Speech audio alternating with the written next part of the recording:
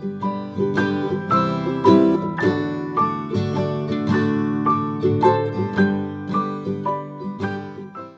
guys, I'm Sneha and you are watching my channel Book Junction. Welcome to today's video. So in today's video, I'm going to share with you some productivity tips that will help you to be more organized in your life. So first I want to talk about PDF Element by Wondershare, which is an amazing software for people who have to work with PDF documents. Wondershare PDF Element is an all-in-one PDF solution. You can create, edit, convert, annotate and sign your PDF files.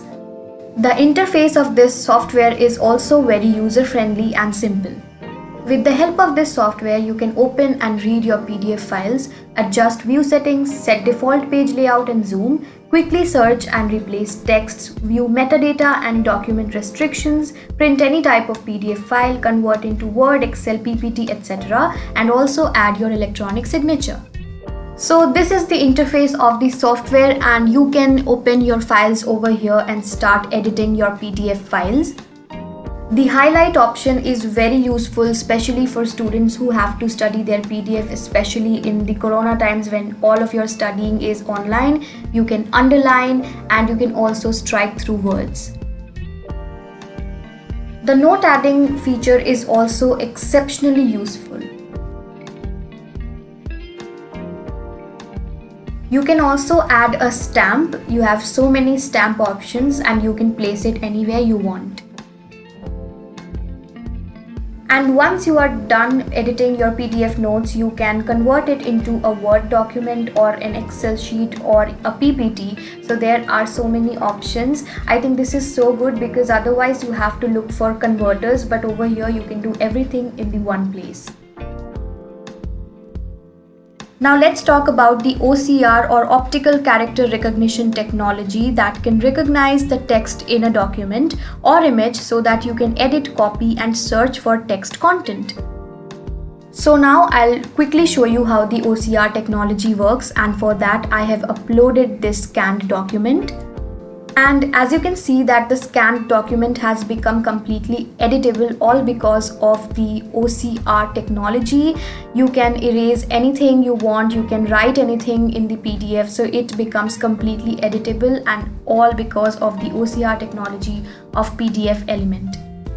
The form feature is also very useful, especially if you are a student and you have to make questionnaires and get them filled by people. So what you can do is you can use the form feature, and over here you can add text boxes. You can also add check boxes and round check boxes for your forms. You can also add lists. So I think it's extremely useful. Now the best part about this feature is that after you have done the editing in this form and you send it to someone to fill this up, that person doesn't need any PDF editor whatsoever. This form becomes editable by itself, and that's crazy. I mean, that's such an amazing feature. So definitely check PDF Element if you have such needs. You can also add a place for them to add their digital signature. So I highly recommend using PDF Element. All the links will be given in the description box so that you can have a better look at it.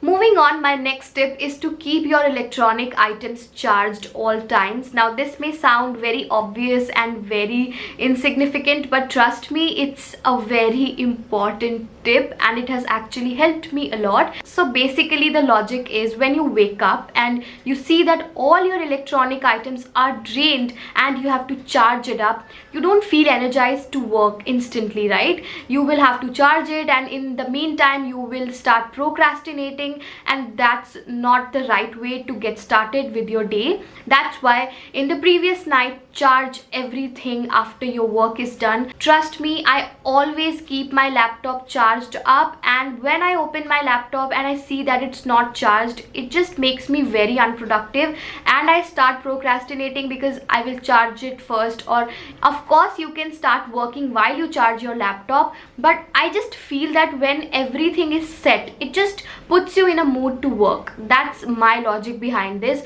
And even your phone, and if you have any smartwatch or any other electronic item that's important to you, always make sure that you charge it up the previous night so that when you wake up in the morning, you are fresh, you are energized, and you are good to go. You don't have to wait to charge anything, you don't get any time to procrastinate, you just start your work. So this tip may sound very insignificant, but trust me, it's a life-changing thing. My next tip is all about making lists. Now trust me, this entire thing about productivity and being organized in your life is all about being mentally prepared for the work that you have to do and being mentally organized. You can have a cluttered desk, you can have a cluttered office, you can have a cluttered home, but if your brain, if your mind is cluttered, then you will never get any work done, even if you live in the most beautiful immaculate house. So there are majorly 4 lists that are absolutely important, and everyone should have such lists.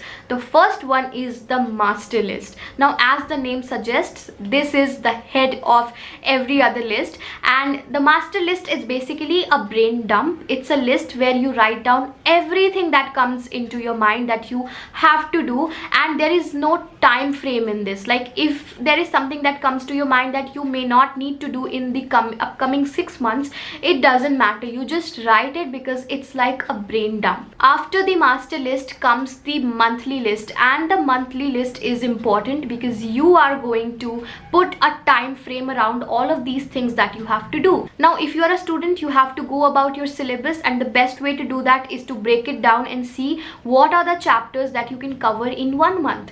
And if you are a working individual, it will work in a very different way for you. And while you are preparing your monthly list, you can go back to your master list, go through all of the things that you have written, and then figure out what are the things that you will allot to this particular month. So I think a monthly list is amazing because it's a bigger time frame. You have 30 or 31 days to do all of these different tasks. So I think it's a great activity. And after the monthly list comes the weekly list, which is, of course, you will assign some tasks that you have to do in this particular week. And since in a month you have 4 to 5 weeks, so you can allot everything properly and be more organized. So basically a weekly list allows you to be relieved about all the work because you have already spread it, and you know that what are the tasks that you have allotted in different weeks.